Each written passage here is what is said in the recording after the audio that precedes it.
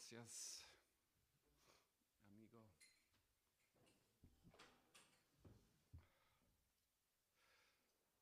A šta onda? Engleski ili hrvatski?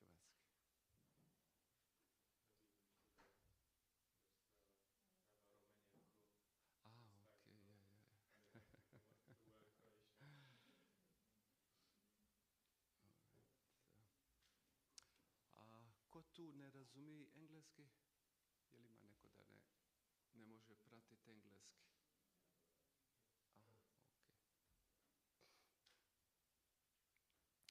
Aha, ok. Om namo Bhagavate Vasudevaya. Om namo Bhagavate Vasudevaya. Om namo Bhagavate Vasudevaya. Om namo Bhagavate Vasudevaya. Om namo Bhagavate Vasudevaya. Om namo Bhagavate Vasudevaya. So, this lovely morning, we're reading from Srimad Bhagavatam. We're in the first canto, which is entitled Creation. And we're in chapter 11, the title of which is Lord Krishna's entrance into Dvaraka.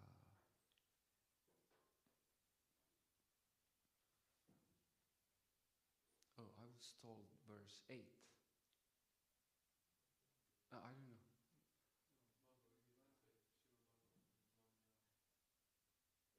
Yeah, 1.11, but which verse?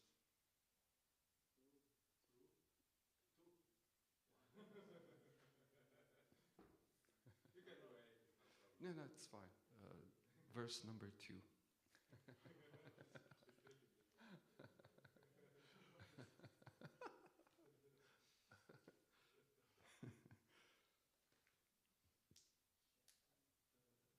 Well, actually, I can just read off of this.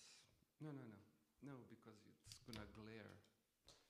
No, it will glare.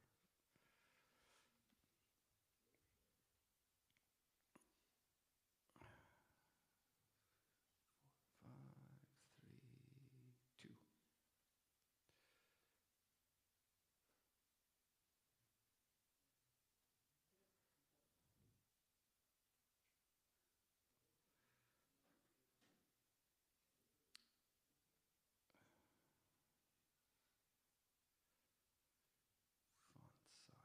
Okay.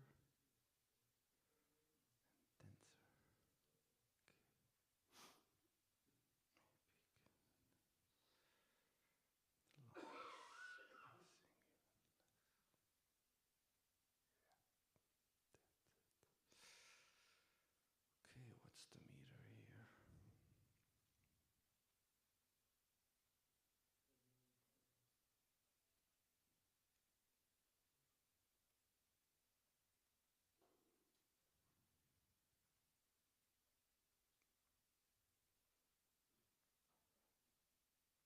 what's the meter here?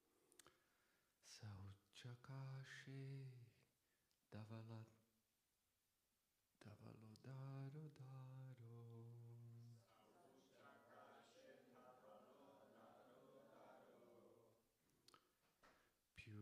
Purukramasya Darasho. So, doesn't quite fit the meter, right? Purukramasya Darashana Shonima. What's the meter here? Purukramasya Darashona. No, doesn't fit.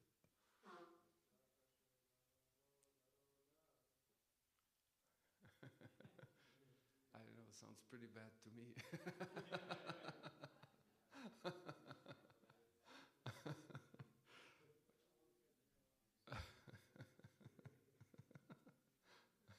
We're stuck. No Bhagavatam class this morning.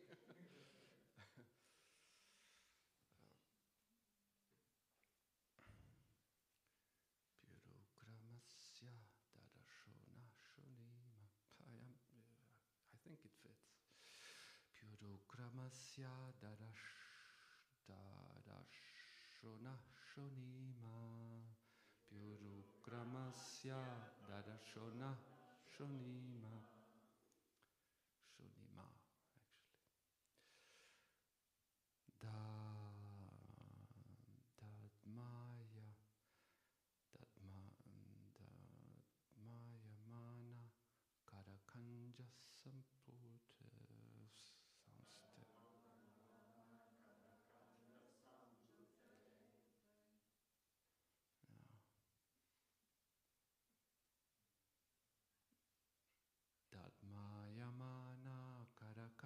Kancha Sampute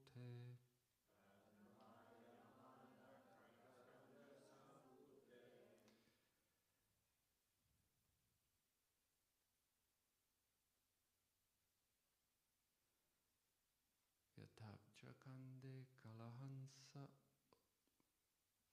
Utsvanaha.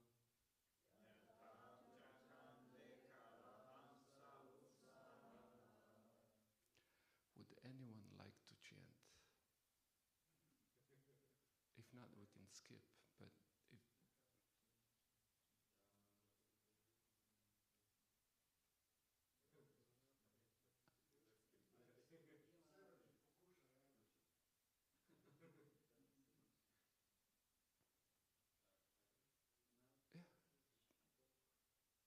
yeah, yeah, try.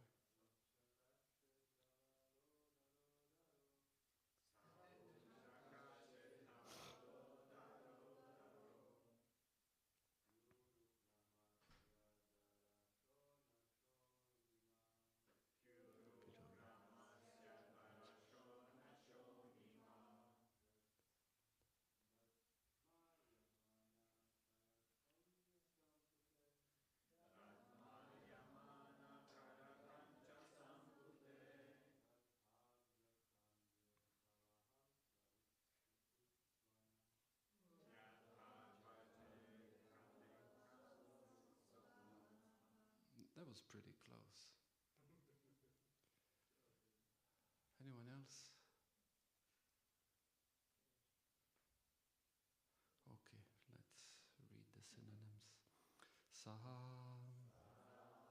that. Uchakashe, became brilliant. Davala udaraha, white and fat bowed.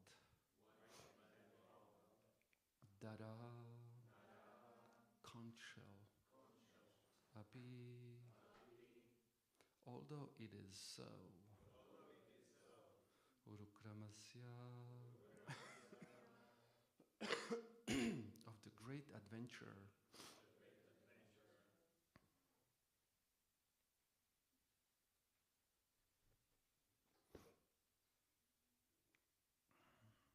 Adarashona, by the transcendental quality of his lips. Shonima, reddened. Dadmayamana, being sounded. Karakanja Sampute, being caught by the grip of the lotus hand. Don't sit that close. You're a troublemaker, go back there. Yeah, it's not funny. Anybody else can sit here, but you gotta get things straight. Yata, as it is. Abjakande, by the stems of lotus flowers. Kalahamsa, ducking swan. Utsvana, loudly sounding. Translation. The white and fat-bowed conch shell, being gripped by the hand of Lord Krishna and sounded by him, appeared to be reddened by the touch of his transcendental lips. It seemed that the white swan was playing in the stems of red lotus flowers. Purport. The redness of the white conch shell due to the lip touch of the Lord is a symbol of spiritual significance. The Lord is all spirit, and matter is ignorance of the spiritual existence. Factually, there is nothing like matter in spiritual enlightenment, and the spiritual enlightenment takes place at once by the contact of the Supreme Lord Sri Krishna. The Lord is present in every particle of all existence, and He can manifest His presence from anything and everything by the spiritual enlightenment of the devotee. Otherwise, He reserves the right of not being exposed to anyone and everyone. By ardent love and devotional service to the Lord, or in other words, by spiritual contact with the Lord, everything becomes spiritually reddened like the conch shell in the grip of the Lord. And the Paramahamsa, or the supremely intelligent person, plays the part of the ducking swan in the water of spiritual bliss, eternally decorated by the lotus flower of the Lord's feet. Om Agyanati Mirandasya Gyananjana Shalakaya Chakshurun Militam Yena Tasmai Shri Gurave Namah. Vanchakalpatarubhyascha kripa sindubhyaiva cha patitanam pavanebhyo vaishnavebhyo namo namah. So, does anyone remember anything of what we read?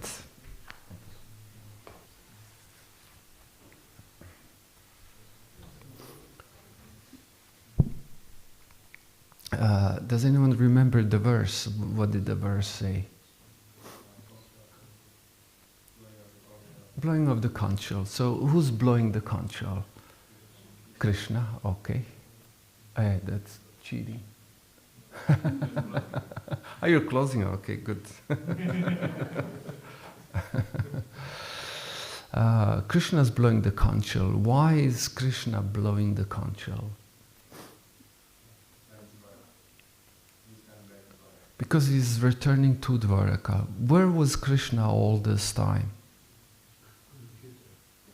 Kurukshetra, very well. What was he doing at Kurukshetra? Picking flowers.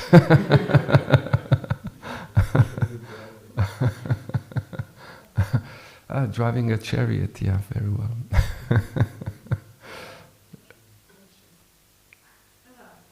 Yeah.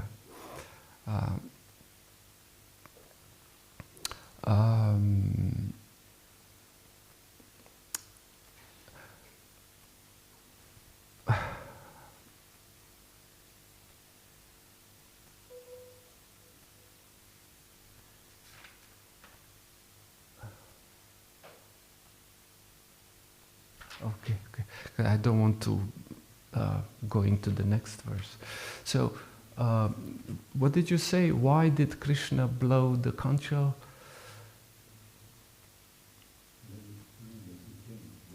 Yeah, that we heard, to announce his arrival. Why did he want to announce his arrival?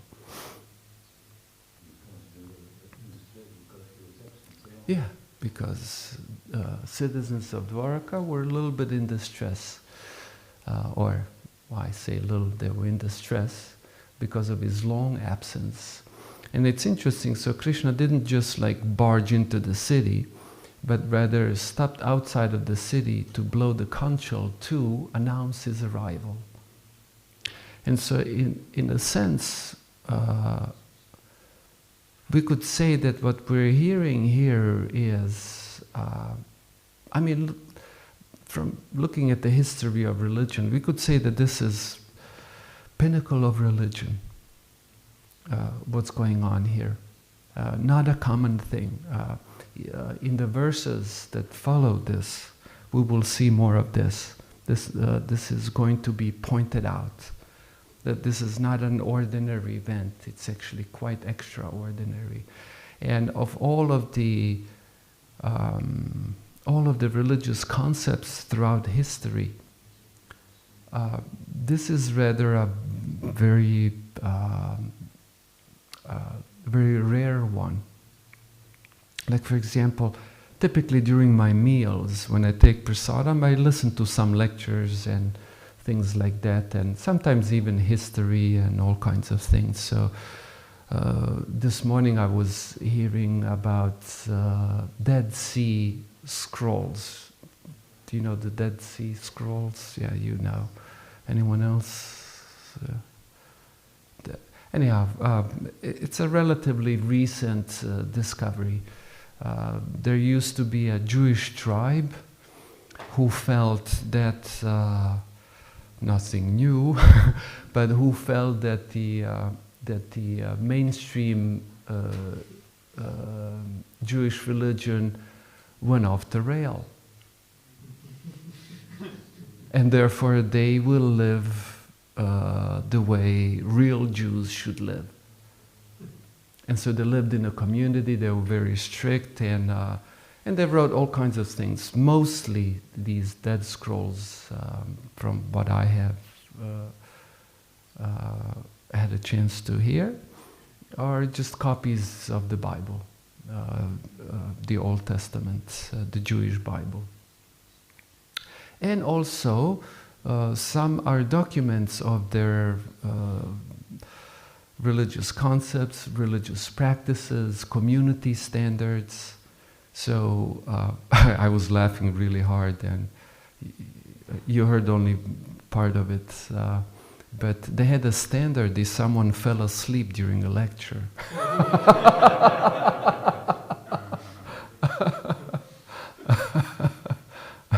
They were very, very harsh. If someone fell asleep during the lecture, be excommunicated for a month.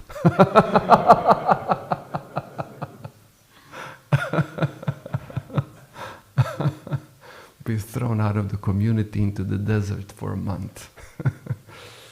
I can't remember whether it was a month or 2 weeks or something like that, and some number of weeks.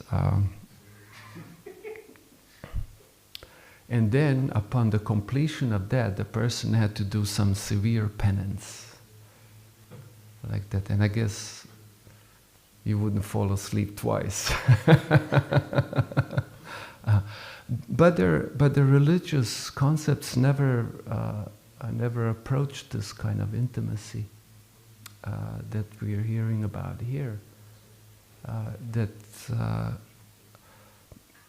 You see, throughout the history of religion, we don't. We do find God intervening, like for example in the biblical story of the Jewish tribe. God intervenes, but God intervenes not in a sense that He lives with these people. Like He's just trying to set them on a path, on a righteous path. So why? So they don't get destroyed. So they fall into slavery. So they have a lot of kids. Like not too many transcendental goals. And every time He intervenes, He pulls back. And that's it. But what we find here in the Bhagavatam, and by the way, I don't mean to downplay any group of religious people, but I did want to show a contrast. In order to understand one thing, you have to understand other things as they're different from the thing you're looking at. Otherwise, if it's all the same, you couldn't understand what you have. Like Prabhupada said, people say God is great, but how God is great? In order to understand that, you compare, one thing to another. And so in comparison, what we find here is that Krishna is living with these devotees. And not for the sake of, why is He living with them?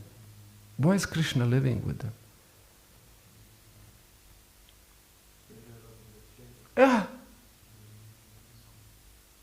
To enjoy love, to enjoy life, to be happy with them. That's it.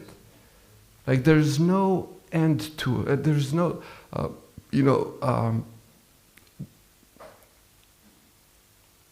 Shanti.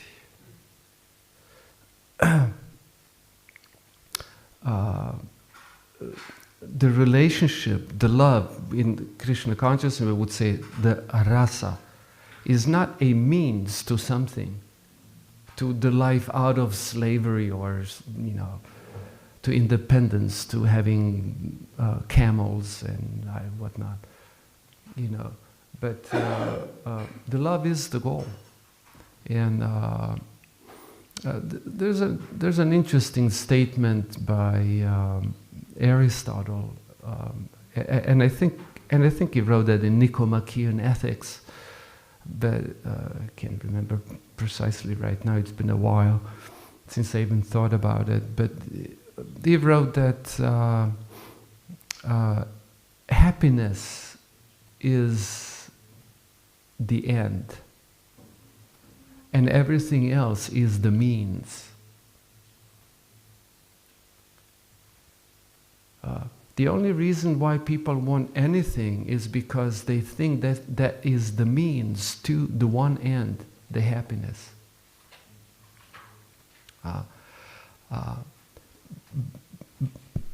But we could freely equate bhakti or divine love with happiness. Yayatma suprasidati. That this is the thing, Vasudeve Bhagavati Bhakti Yoga Prayojita. This is the thing that satisfies. This is the happiness of the self. So, this is the end goal. And in the history of religion, we don't find this that often. And even when religion speaks of communion with God, it's very often vague. Like the communion is not active. There's no detail to it. There's nothing concrete to it. There's just a sense of divine presence. Or like the Mayavadis, they have, or the impersonalists, they also have some sense of divine presence. But that's not engaging.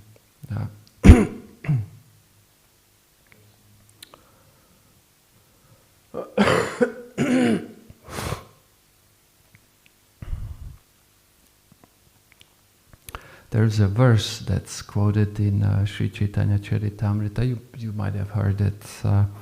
Shrutim apare smritim itare bharatam anye bhajantu bhavabitaha. Did anyone of you perhaps memorize or at least heard the verse? No? Okay. Shrutim apare smritim itare bharatam anye bhajantu bhavabitaha aham iha nanda vande yasya linda parabrahman. Relatively simple Sanskrit. Shrutim apare. To some Shruti, that's the portion of the Vedas. Itare, to others, Smriti. To some Shruti, to some Smriti. These are the two sections of the Vedic literature. Bharatam anye, Mahabharata to yet other people. Bhajantu, they worship. So some people worship Shruti, some worship Smriti, some Mahabharata. Why? Bhavabitaha, because they're afraid of life. Of life in this world. But I, the speaker of this verse is saying, but I, aham iha nandam vande, but I worship or I offer vande, offer respect, Nanda. Nanda Maharaj. Why Nanda Maharaj? Because Param Brahma, the Supreme Brahman, is playing in the mud in his courtyard. This reminded me of a joke I heard some years ago. And I don't remember all the details of the joke, but it was something involving a pope and a Vrajbasi like a pope, I guess, hosted the Vrajbasi and showing him around the Vatican. And then there was like a golden phone, all in gold. And Vrajbasi asked him what that was. That's a direct line to God. You pick that up and God is on the other end. And Vrajbasi asked whether he could make a call. Yes, but please be brief. It's long distance, so it's very expensive.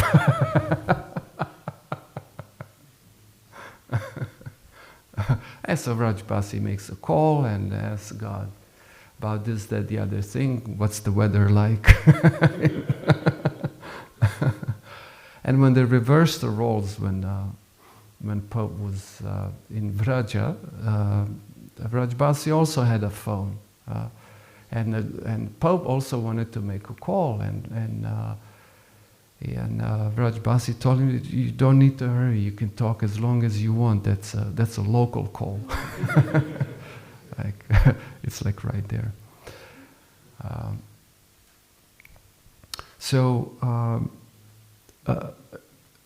This is not too common in religion. First, it's not very common that God intervenes at all. And if God intervenes, it's just intervenes and goes. But here, what we have in the Bhagavatam is like Krishna returning to Dwaraka to live with his devotees. And before entering the Dwaraka, he felt like I should blow the conch. So they're not too shocked when they see me. It's like, first they'll hear the conch, they'll know it's me, and then, it's like a gradual experience. So they don't get overwhelmed.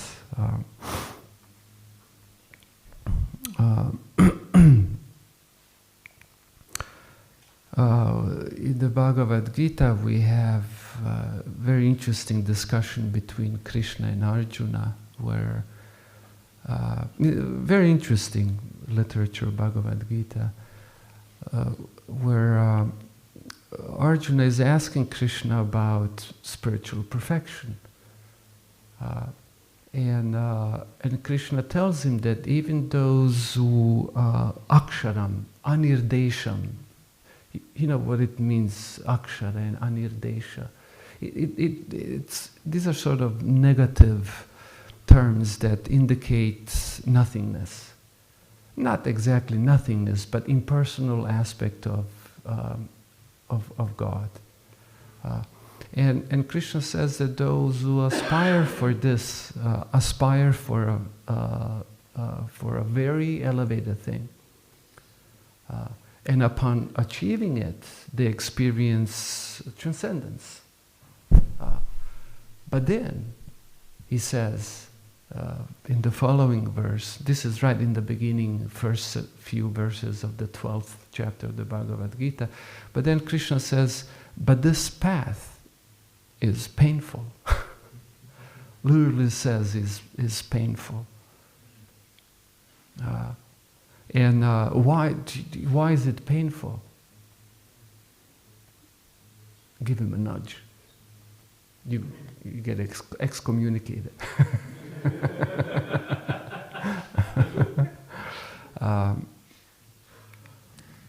Why is it painful?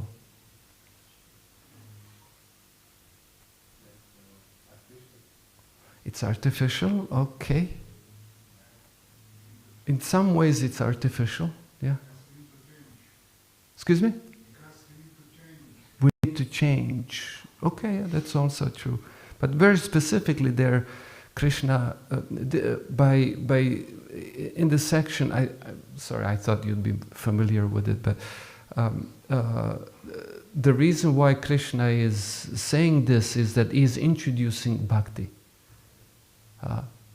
And in the way of introducing bhakti, he says that this what we would call impersonal path, anirdesham, aksharam, avyaktam,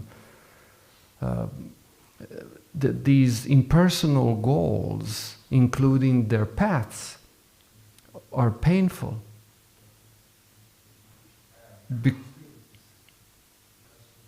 Because of the austerities, okay, that's definitely so. Because there is no rasa. Because that is the nature of the soul. I mean, like, if you want to learn something about the nature of humans, just look at history. I mean, history is just such a great teacher. The Enlightenment movement. The Enlightenment movement was largely a reaction to European religiosity. The religion was so stupid that the people just started to turn towards rationalism. Because here in the name of religion, everything irrational was going. And then it became so dumb. Even nowadays, I mean, certain things that religious people claim and stand for are just ridiculous. And so that gave birth to among other things, but to the Enlightenment movement, who placed so much emphasis on rationalism. Now we will never make these dumb mistakes again. We're going to be rational. And then what's interesting, initially, it was very interesting, and people getting caught up in it, and it was becoming very popular and dominating the sciences. Nowadays, we speak of sciences as something very common, but back then, to some people, science was a thing of a devil to the church. So we have the flourishing of sciences and so on. But only for it to generate yet another reaction.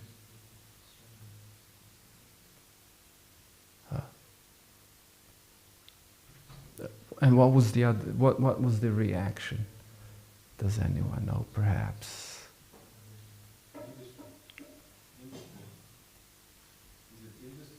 Industry? No.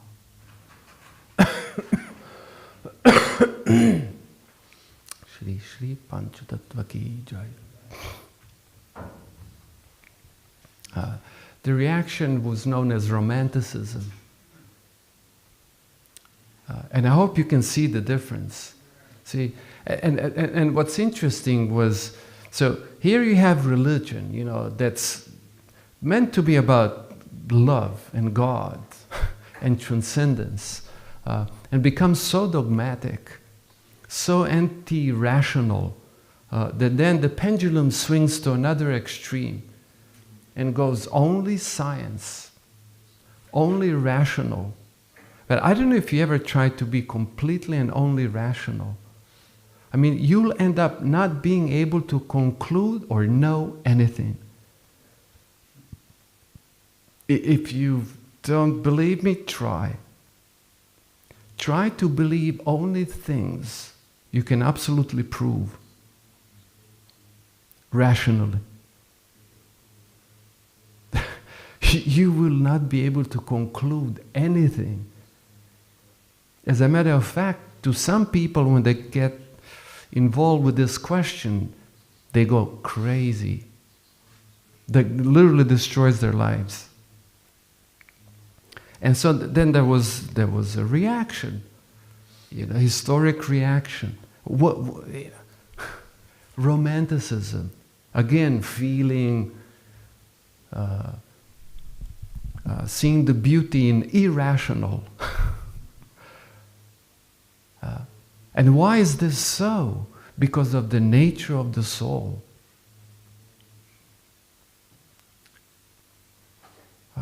It's the nature of the soul reacting to, but because things are not balanced right, so the pendulum keeps swinging from one extreme to the other. From one extreme to the other. In Krishna consciousness, in the Vaishnava tradition, I would argue that we have this quite nicely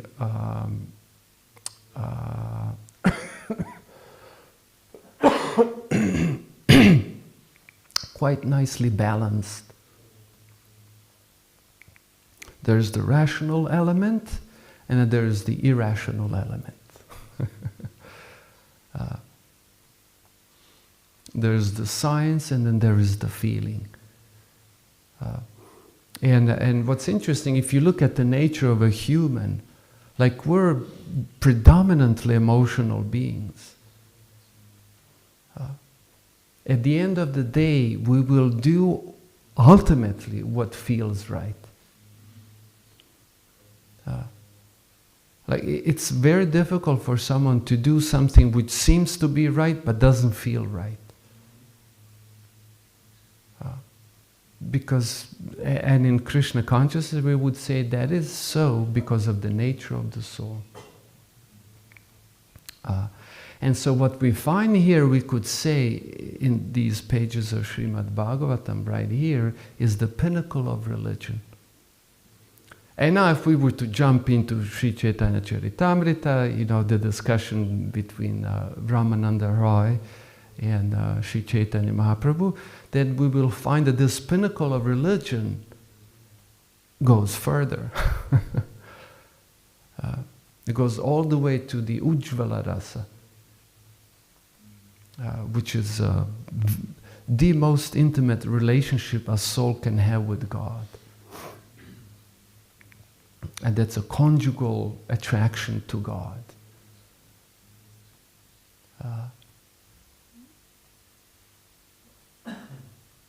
Truly romantic attraction to God.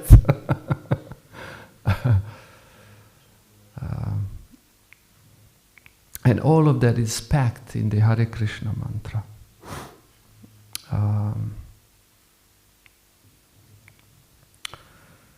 Okay.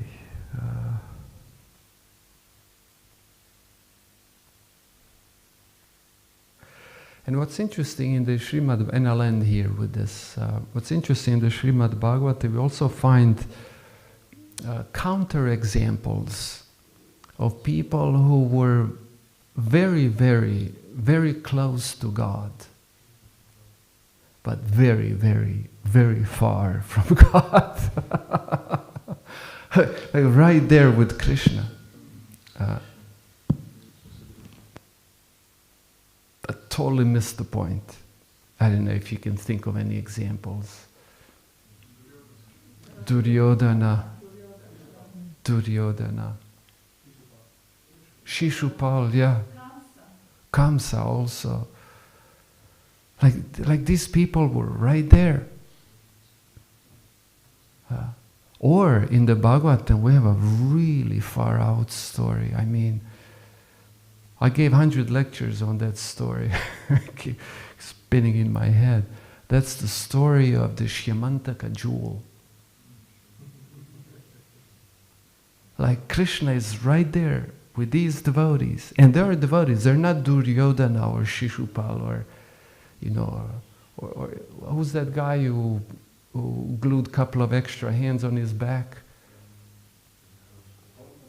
Paundraka.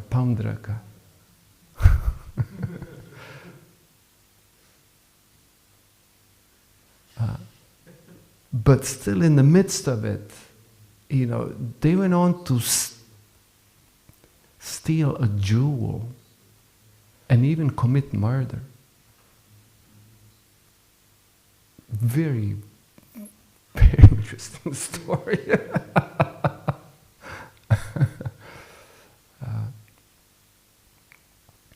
And we could say that same thing holds for religion. You know, when people come in contact with religion, it's interesting to see, you know, what they find attractive in religion, what they find inspiring in religion,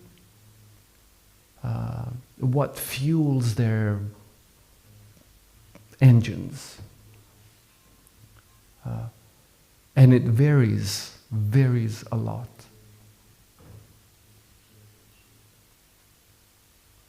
To some people it's fear, to some people it's kama, a desire for things, positions, power, whatnot. God knows what's at the bottom of that desire and so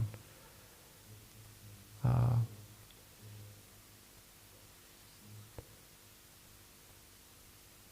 And so also, when we come in contact with Krishna consciousness, it's interesting to see what fuels our fires.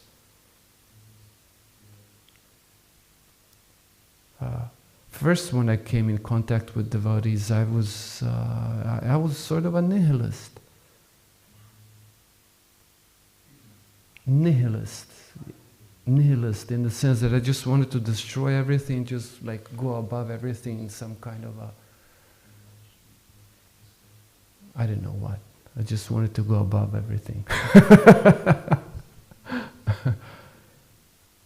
Like that. But in the process, over the years, like you meet other devotees and you become a little more interested maybe in bhakti. I mean, you're right there, you go to the temple every day, you chant Hare Krišna, you sing for the deity, you serve the devotees like that. But what really fueled my fires was the idea of, like the lotus leaf in the lake, untouched by it. That was the thing that fueled my fire, for example.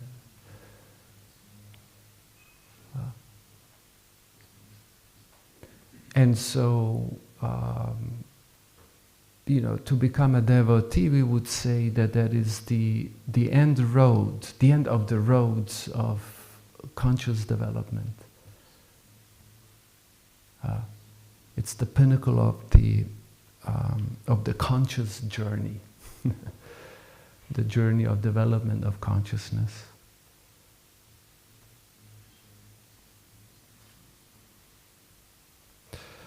Okay, Om Tat Sat.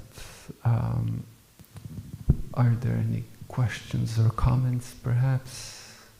When's this supposed to end? Oh, 2 minutes ago. No, 9 o'clock. We have question until 9. Okay. That's the usual stuff. And if it's...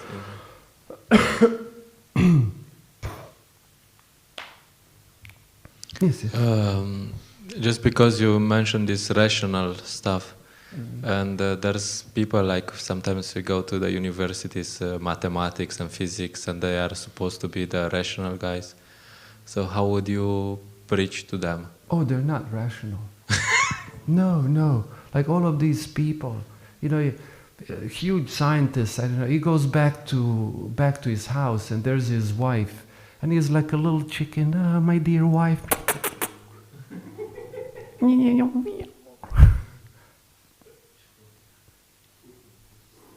Or kids. Wife you may get to hate after some time. People do that. But kids, I mean, why? Like, one thing I wrote in my notes, like, everyone needs to find something to love. Don't you want somebody to love? Don't you need somebody to love? Prabhupada liked this apparently when what was it? I need somebody. Yeah. What was the band? I forget the name. No, it's not the Beatles song.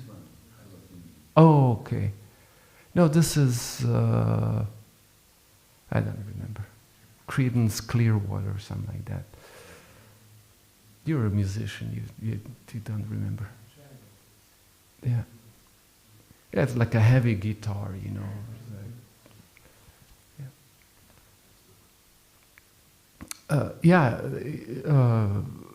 everyone needs to find something, someone to love. Like the saying, if you don't have something to die for, you have nothing to live for, It's one of the reasons why people have kids. The most rational scientist, is ultimately a super irrational being. It's just that that person is able to concentrate, whatever little rationality he has in him, in the laboratory, university, like that. But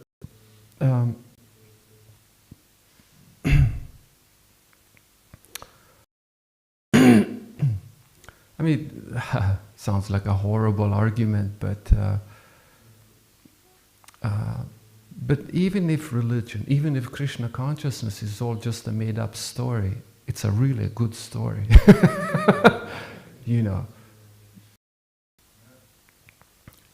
It's a really good story, man. So you, and if you can add rationality to it, then it's very powerful.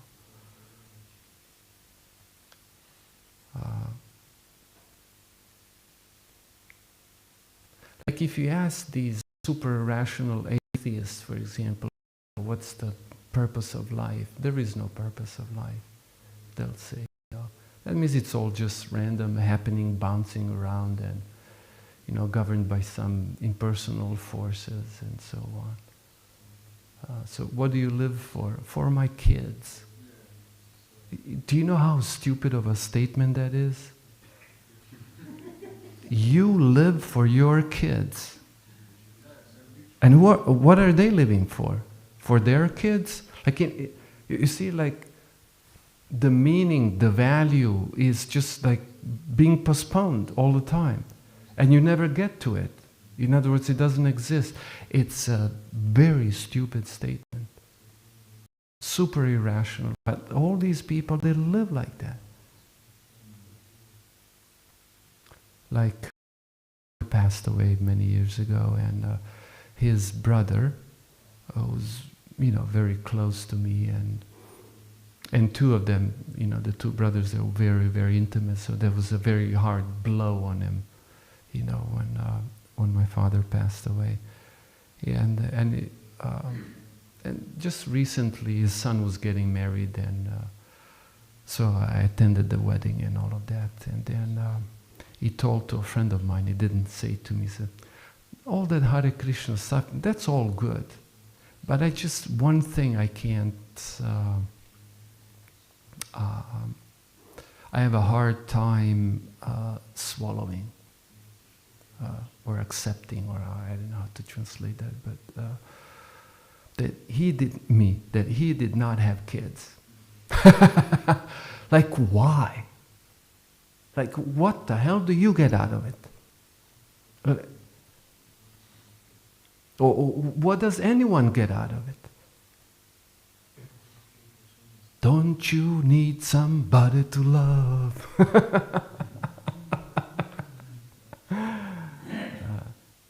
Yeah, the Beatles sound is way more soft. This is like a very, very harsh sound. Everyone needs something, someone to love. And so in religion in general, and really in Vaishnavism particularly, I'd say that we have a very good marriage of the two, the reason and the romanticism, or enlightenment and the romanticism, the reason and the emotion.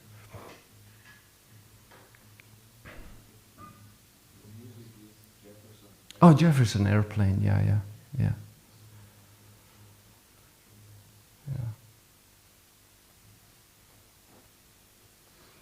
Yeah, they're just getting popular in the days when Prabhupada was there. And they might have even been one of the bands introducing Prabhupada in that concert devotees organized in San Francisco. Do you want to look that up? Do you know how to look that up? What was the name of that concert devotees organized? Yeah. I think Jefferson Airplane was one of the bands introducing Prabhupada. Yeah, devotees very creative and they had a lot of success. It's not good to be too conservative. It's not good to be too liberal either, you know. Does that answer the question? Yeah, okay.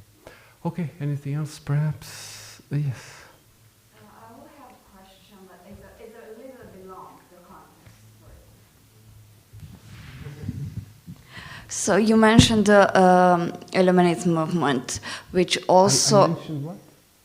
What did I mention? The movement, the Illuminism movement. Amazement? Illuminism movement. Oh, enlightenment. Enlightenment movement. Yeah. Which also focused on skepticism against traditional authority. Yeah. And then you also mentioned that people would only do something that feels right to them.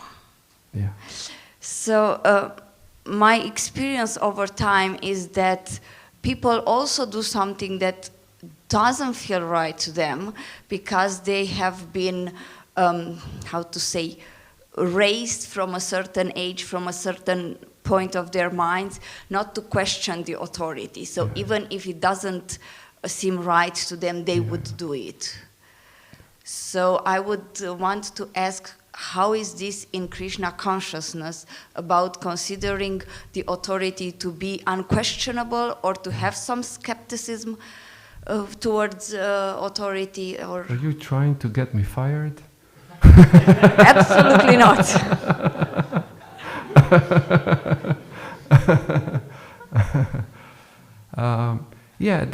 That's a very old question, you know.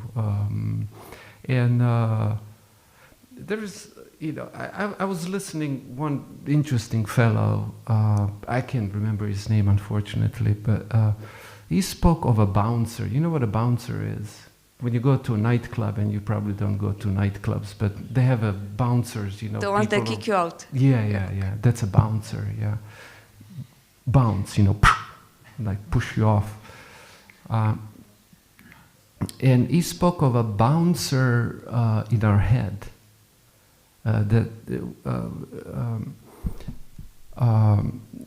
What he was referring to was when a person wakes up, because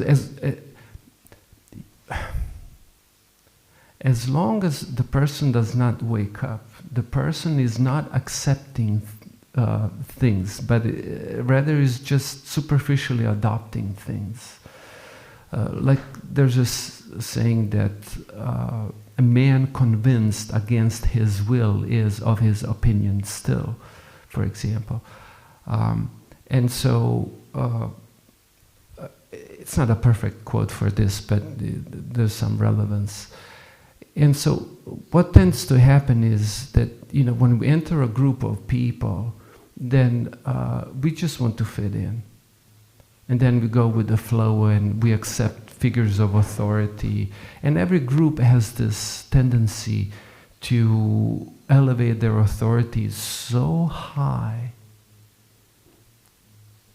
that it never, ever, ever occurs to you to critically look at the figure of authority.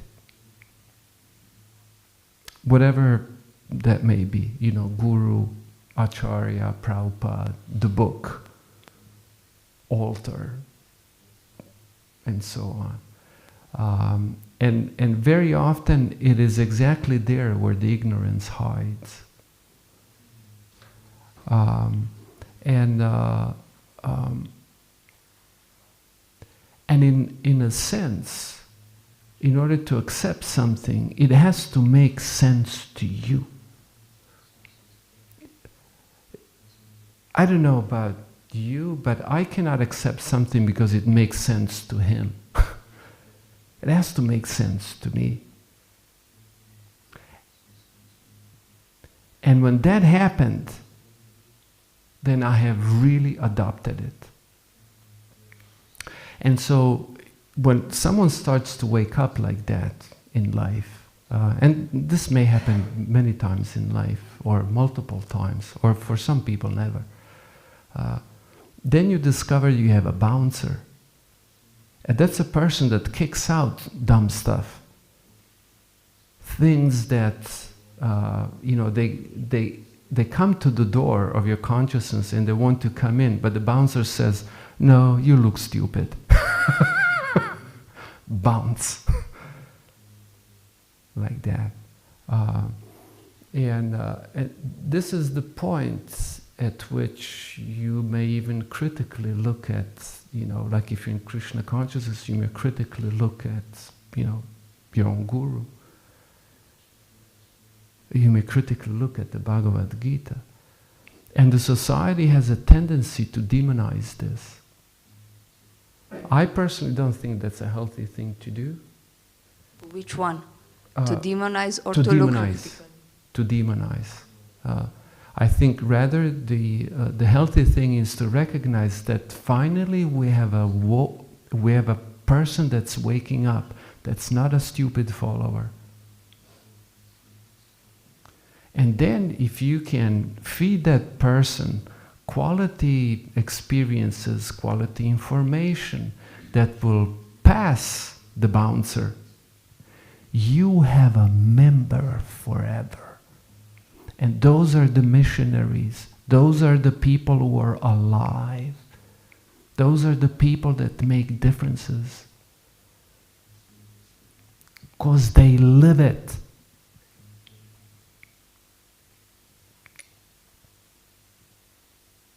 And such people have made whole traditions better and sometimes even destroyed them. It's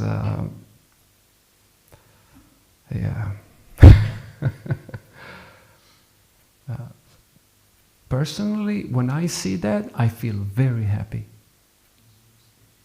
When someone has come to that point.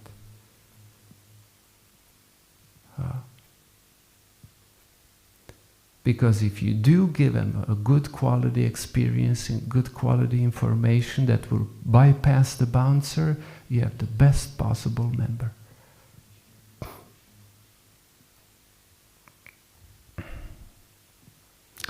Does that satisfy the question for now? Yeah, the question is answered. Unfortunately, what you said, it doesn't happen because the people are not fed quality information after that. They are demonized to the point of leaving and not fitting in at all. So. And just historically speaking, any group of people, the larger it becomes, more of this demonizing you get. It's just a bully technique,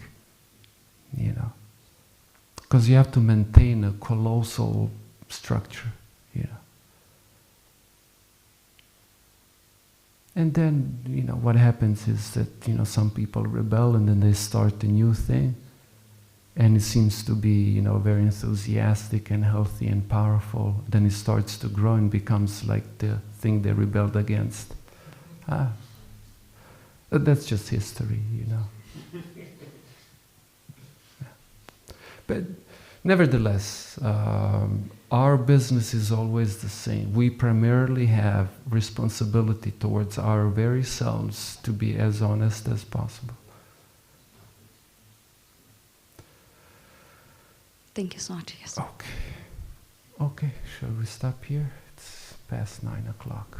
Grantaraj, Srimad Bhagavatam ki jai, Srila Prabhupada ki jai, Gaura Bhakta Vrinda ki.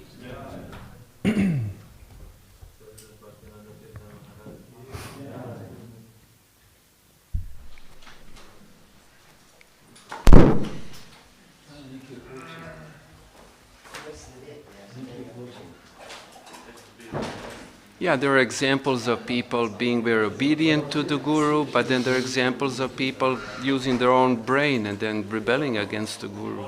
When the Guru, as a matter of fact, one of the duties of a disciple is to be able to tell when the Guru is saying stupid things. Yeah, but the problem is that, in my opinion, is that communication solves a lot of stuff. Yeah, of course, yeah. Sometimes communication is pushed down, like you're not even allowed to speak. For various reasons. Yeah.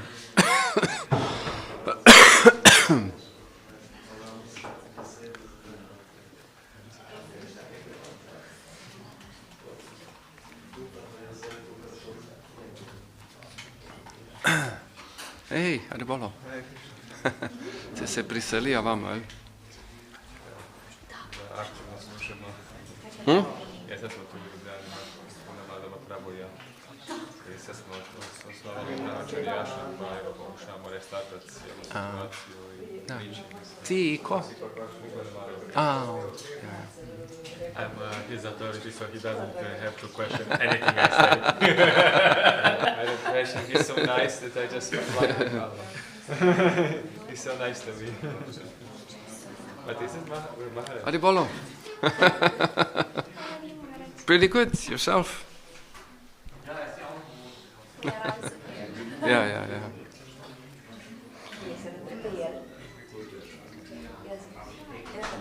Okay, she has some question, but I will translate. Yeah, sure.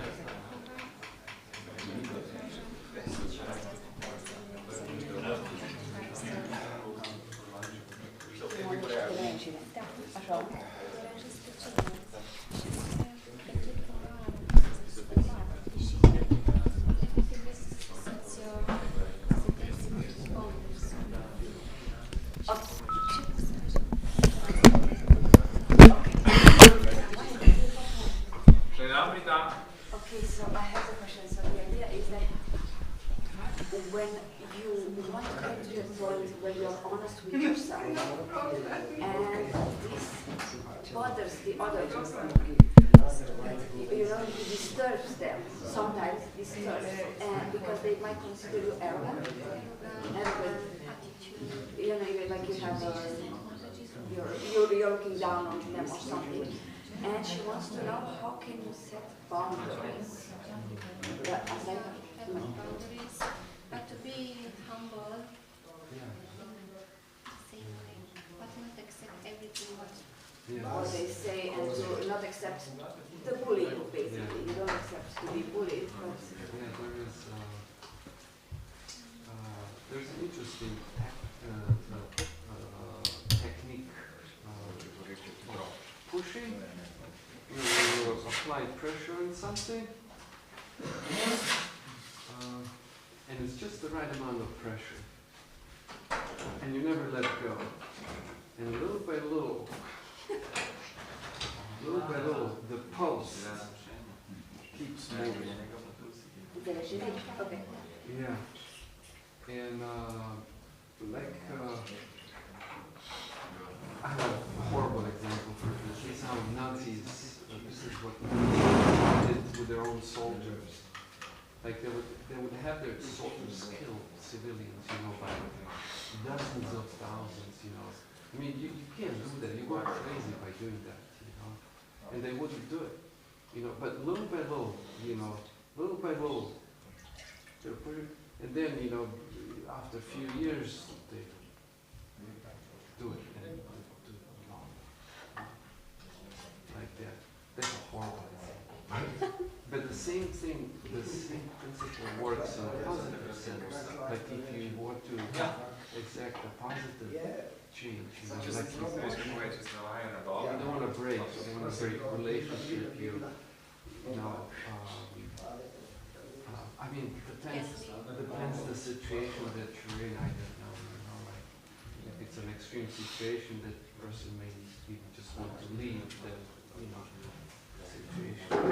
Extreme, it's always good to try to change, and then if you apply pressure, but not too much to break things, and then that person accepts that, but you continue to push, but gently, And then little keeps going. Personally, what I found is that I think everyone needs to set boundaries with everyone. Have some boundaries. The starkest, probably, realization for me was with a friend of mine. He's like a very, very soft of a person. And I found myself, because he is soft, that I would go too far. nothing too extreme, but I noticed that, hey, I'm not doing that with other people, but I'm doing that with him because he's soft. It's like that. And I was like, oh man, he needs to set boundaries with me. I thought that you were going to say to set boundaries with him, and I was wondering he needs to set boundaries with me. To help me. They're a bit soft sometimes also. No, But you need to set boundaries with people. Yeah. No, it's true. It's true. But like everything else in life, even setting boundaries, who can do it appropriately or inappropriately. I think that's the most difficult part, to know what is appropriate in the moment. Yeah.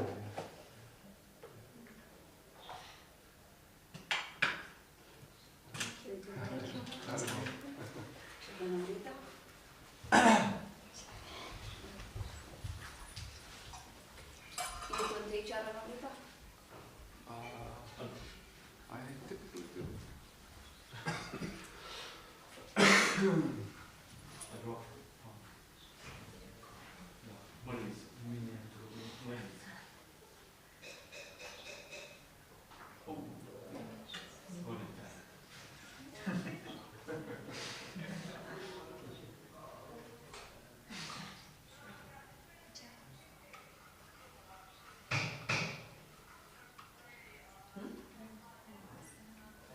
I can take the part for Maharaj. You can put like separate box for me, no problem. Or spoons. Yeah, spoons. Yes, a spoon. 3 spoons. Do you remember Shama Sri Tirtha. Prahlad that used to travel with Duhovni Swami? Sri Prahlad? Yeah, according. Yeah. Yeah, he grew up in a devotee community, and when they'd be passing out Charanamrita, he would bring a cup. I told him. I would bring a cup, it's just that I'm too ashamed, like. You take it.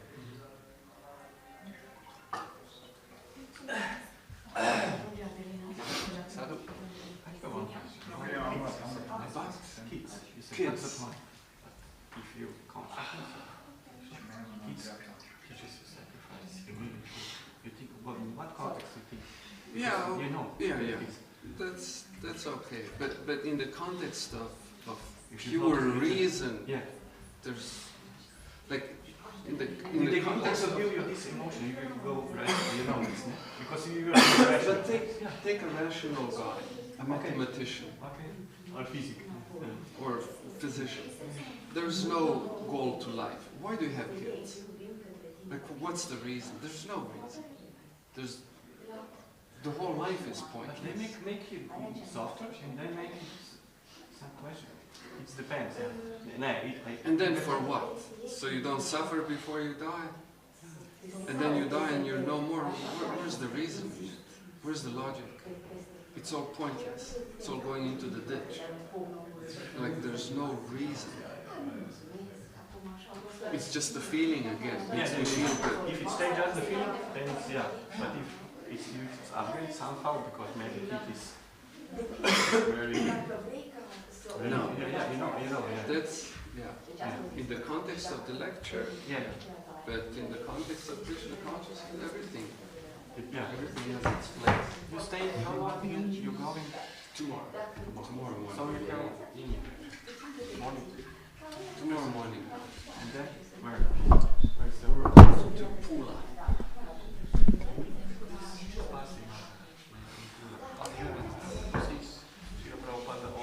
But I don't think he's there. He's still also. He had a cancer. He Can't speak. All the best. Thank you. To you too. Yeah. Watch out. Yeah. You'll sing a bit, all the bit, all.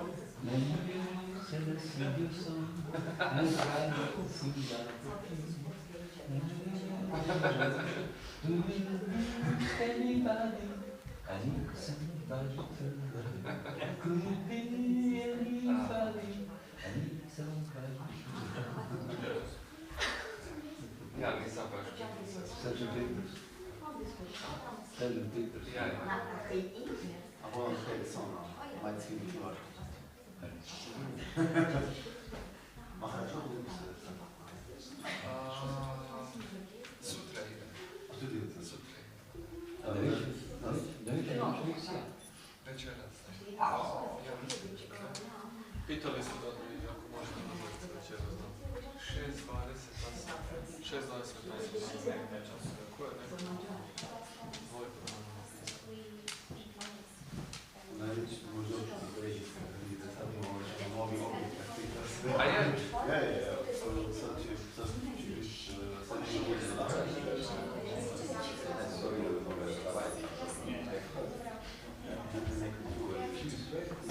sad nište U Hrvatsku. Rijeka, Zagreb, Varaždin, Vinkovci, Daruvar. sad će dole. Tu se već Subotu smo u Varaždinu, ali onda se vratimo u Zagreb, pa onda idemo tamo do Krišna. a sad nema šanse da se kako Is the center of the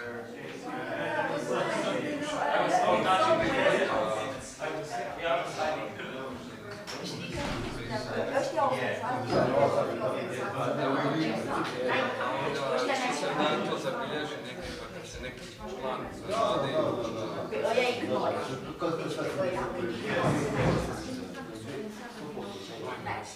Ili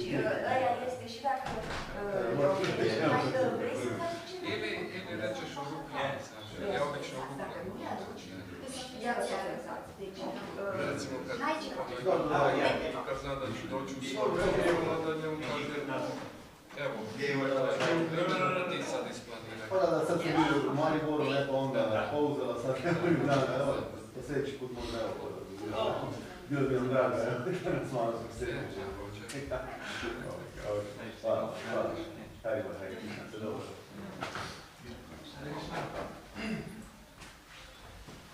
You will be in Zagreb on Sunday, ne? Vaishnava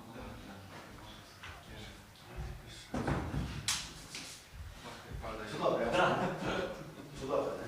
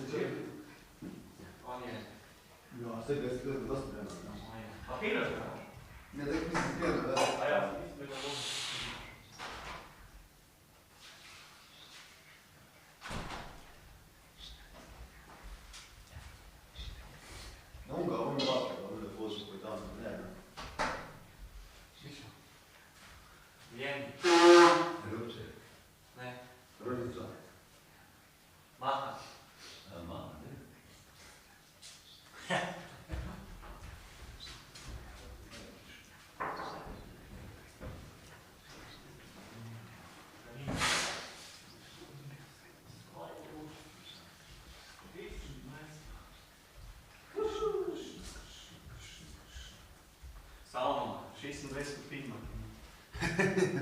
Mi je samo to teče. 26. 26.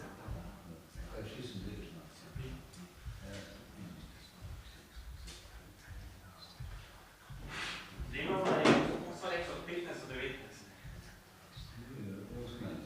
Ok. To je idealno. Ja, če sediš je 23.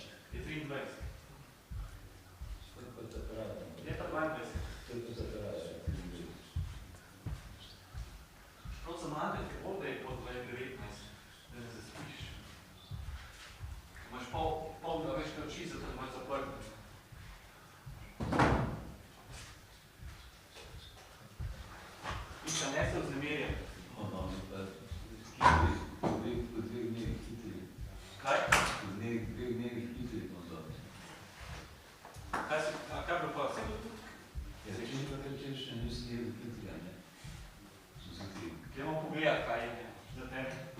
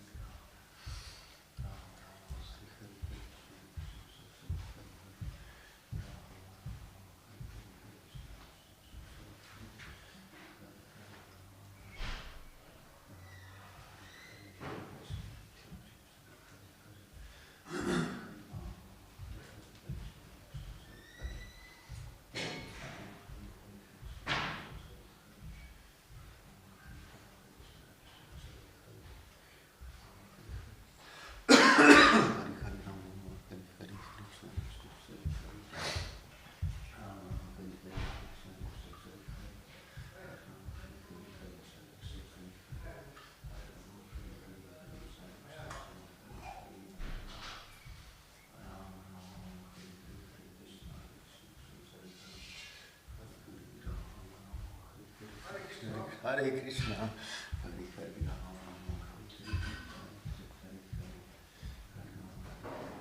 Deo, kjer je da zaštičen mantrač med zajtrkom?